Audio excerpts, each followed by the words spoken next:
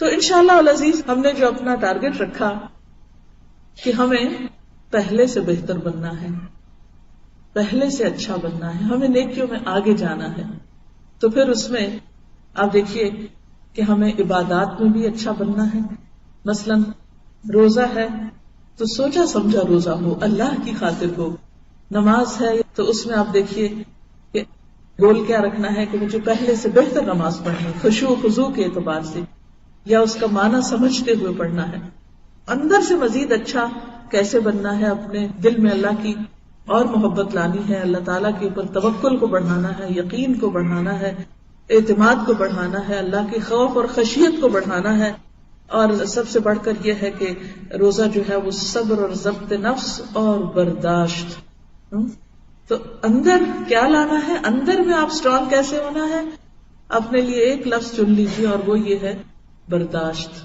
یعنی پورا مہینہ آپ کو اپنی اندرونی حالت کی پریکٹس کرنے کے لیے برداشت کو اپنا موٹو بنانا ہے کہ مجھے برداشت کرنا، مجھے بھوک برداشت کر رہی ہوں تو مجھے دوسرے کی کڑوی کسیلی باتیں بھی برداشت کرنی ہے، مجھے اپنے غصے کو بھی کنٹرول کرنا ہے، مجھے اپنے فضول باتیں کرنے کی جو عادت ہے اس کو بھی کنٹرول کرنا ہے، زیادہ کثرت کلام کو بھی کنٹرول کرنا ہے.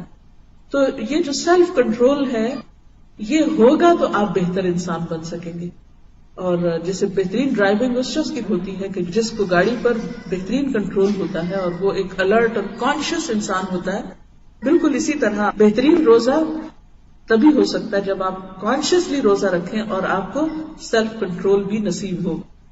پھر اس کے بعد آپ دیکھیے کہ مجھے اپنی گفتگو میں بھی بہتری لانی ہے. یعنی اچھا انسان اگر بننا ہے تو مجھے اپنی نہ صرف یہ کہ اندر کی کیفیت اچھی کرنی ہے، مجھے اپنی گفتگو کو بھی اچھا کرنا ہے. اور گفتگو میں سب سے بڑھ کر دو چیزیں، ایک دیکھیے تقویٰ جو میں نے بتایا تھا آپ کو، کچھ کرنے کے کام ہوتے ہیں اور کچھ چھوڑنے کے کام ہوتے ہیں.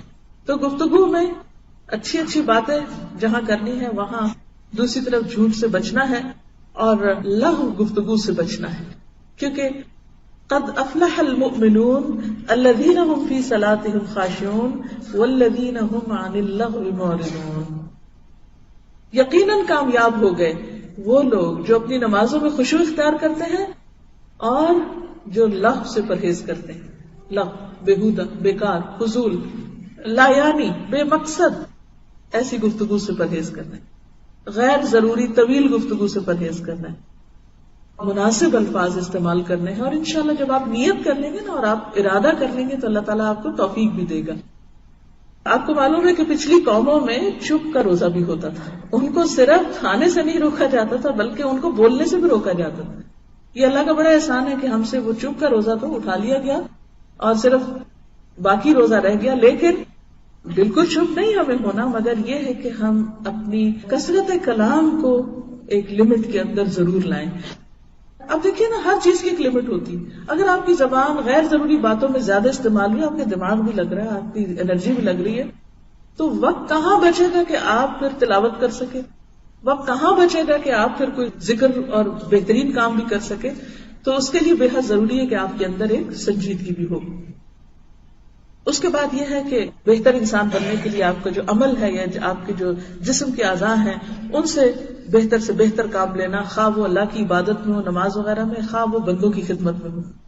یعنی اگر آپ کسی کا ہاتھ بھی تھام لیتے ہیں، کسی کو سپورٹ دے دیتے ہیں، کسی کو اچھا مشورہ دے دیتے ہیں، کسی کا دکھ بانٹ لیتے ہیں، تو یہ بھی سارا کیا ہے، ایک طرح سے نیکی کا ہی ایک کام کر رہے ہیں اور اس میں آپ بہتری لا رہے ہیں.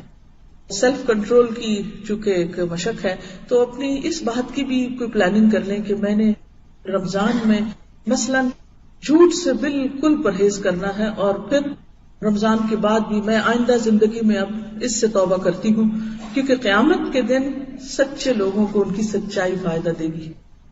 ھذا یوم ینفع الصادقین صدقہم، یہ وہ دن ہے جس دن سچے لوگوں کو ان کی سچائی فائدہ دے گی. سچائی فائدہ دینے والی چیز ہے. اور ایک حدیث میں آتا ہے من لم يدع قول الزور والعمل به فليس لله حاجة ان يدع طعامه وشرابه، کہ جس نے روزہ رکھ کے بھی جھوٹ بولنا اور جھوٹ پر عمل کرنا نہ چھوڑا، اللہ کو اس بات کی کوئی ضرورت نہیں کہ وہ شخص کھانا پینا چھوڑ دے، بھوکا پیاسا رہے، کیونکہ اس کا روزہ پھر محض بھوک پیاس ہے. تو خاص طور پر ہم سب کو اخلاقیات میں سے جس چیز کی پریکٹس کرنی ہے اس میں نمبر 1 جھوٹ چھوڑنے کی بات ہے.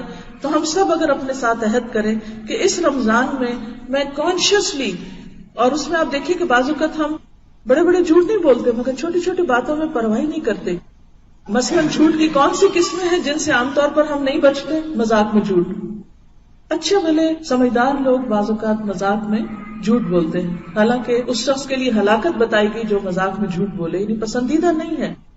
پھر اسی طرح آپ دیکھیے کہ ہم مبالغہ آرائی میں جھوٹ بول جاتے ہیں بعض اوقات، یعنی چھوٹی سی بات ہوتی ہے اس کو اتنا بڑا بنا کے دکھاتے ہیں. بات کچھ ہوتی ہے اس کو بالکل بدل کے کچھ اور بتاتے ہیں. یہ بھی جھوٹ کی قسم ہے. ان سے بھی بچنے کی ضرورت ہے. جو چیز جتنی ہے اس کو اتنا ہی رکھیں، اس کو اس کی حد سے آگے نہ بڑھائیں، کیونکہ زیادتی کسی بھی چیز میں، چاہے وہ گفتگو میں ہو، چاہے وہ سچ اور جھوٹ کے درمیان کا جو حصہ ہے اس میں ہو، چاہے وہ بچوں سے ہو، وہ بھی پسندیدہ نہیں. کیونکہ مائیں خاص طور پر اس مشکل کا شکار ہوتی ہیں کہ بچے جب تنگ کرتے ہیں یا کسی خاص چیز کے لیے ضد کرتے ہیں یا کوئی خاص کام ان سے کرانا مقصود ہوتا ہے تو عموماً جھوٹ کا سہارا لیتی ہیں. یہ کرو گے تو میں تمہیں فلاں چیز لے کر دوں گی، جھوٹے وعدے کر لیتی ہیں بعض اوقات. ان سارے قسم کے جھوٹوں سے نکلنا ہے، کیونکہ سچا انسان جسے صدیق کہتے ہیں، صدیق انسان اسی وقت ہو سکتا ہے کہ جب ہر قسم کے جھوٹ سے باہر نکلے. حضرت مریم کی صفت جو تھی قرآن میں صدیقہ آئی ہے، وَأُمُّهُ صدیقہ، حضرت مسیح علیہ السلام کی والدہ کو صدیقہ کہا گیا. ابو بکر صدیق رضی اللہ تعالیٰ عنہ کے تو نام کے ساتھ یہ ٹائٹل لگ گیا کہ وہ صدیق تھے. حضرت عائشہ کے نام کے ساتھ لگ گیا. تو کیا ہم ان صراط الذین انعمت علیہم کی پیروی نہیں کریں گے؟ اور ہمیں اس کی بھی پلاننگ کرنا ہے کہ ہم کہاں کہاں اس مشکل کا شکار ہو جاتے ہیں اور اس کو ہمیں کس طرح کنٹرول کرنا ہے. پھر اسی طرح یہ ہے کہ خاص طور پر حرام سے بچنا ہے. حرام چاہے وہ گفتگو میں ہو، خواہ وہ کھانے میں ہو، خواہ وہ کسی بھی چیز میں ہو. مثلا گفتگو میں حرام صرف جھوٹ نہیں ہے بلکہ غیبت بھی ہے، چغلی بھی ہے، لڑائی جھگڑے کی باتیں، طعن و تشنیع بھی ہے کہ کسی کو بول کے تانا دینا کہ تم ایسے ہو ویسے ہو، لڑائی جھگڑا، گالی گلوچ، کیونکہ یہ سب کچھ روزے کے منافی ہے. اور نبی صلی اللہ علیہ وسلم نے خاص طور پر روزے کی حالت میں لڑائی جھگڑے اور گالی گلوچ سے منع کیا ہے کہ روزے کی حالت میں ایسا نہ کرو. اور اگر کوئی تمہیں گالی دے تو تم کیا کہو؟ انی امرؤ صائم، کہ میرا تو روزہ ہے. لیکن ہم میں سے کتنے لوگوں نے کبھی کسی کی لڑائی کا جواب اس سے دیا ہو کہ میرا تو روزہ ہے؟